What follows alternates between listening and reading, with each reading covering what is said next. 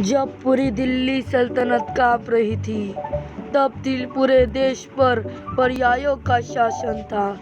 तब सह्याद्री के गुफाओं में एक चिंगारी उठी, जिसने भारत को एक स्वप्न दिया, स्वराज्य का स्वप्न। यही थी मराठा शक्ति की शुरुआत। 16वीं शताब्दी के बीच में जन्मे छत्रपति शिवाजी महाराज ने मराठा साम्राज्य की नींव रखी। उन्होंने एक विशाल स्वतंत्र राज्य निर्माण किया।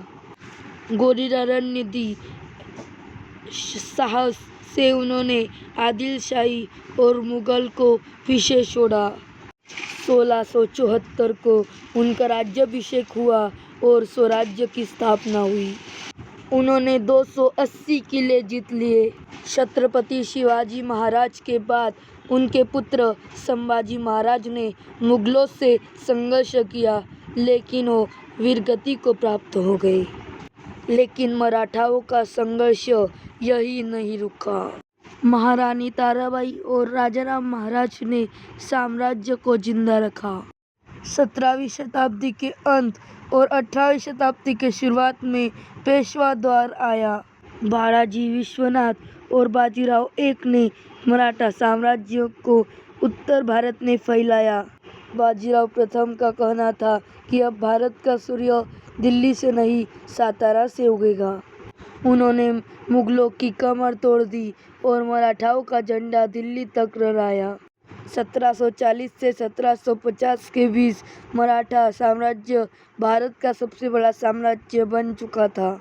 पंजाब से कर्नाटक तक, बंगाल से गुजरात तक मराठा साम्राज्य भारत में फैल चुका था। दिल्ली में मुगलों का शासन बस नाम मात्र का रह गया था। असली शक्ति मराठाओं के हाथ में थी। पानीपत के युद्ध में मराठाओं को बहुत बड़ा झटका लगा।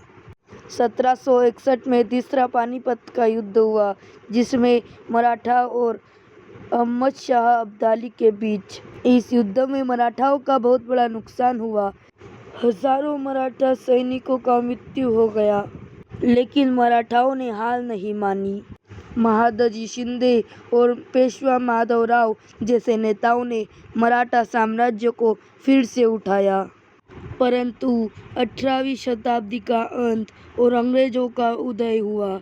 अंग्रेजों ने मराठाओं के खिलाफ 3 युद्ध लड़े, जिसे मराठा अंग्रेज युद्ध भी कहा जाता है। 1818 में अंग्रेजों ने मराठाओं को हराया और बाजीराव द्वितीय ने आत्मसमर्पण कर दिया। इस तरह महान मराठा साम्राज्य का अंत हो गया। लेकिन स्वराज्य का विचार आगे चल के भारत के स्वतंत्रता संग्राम का प्रेरणा बना।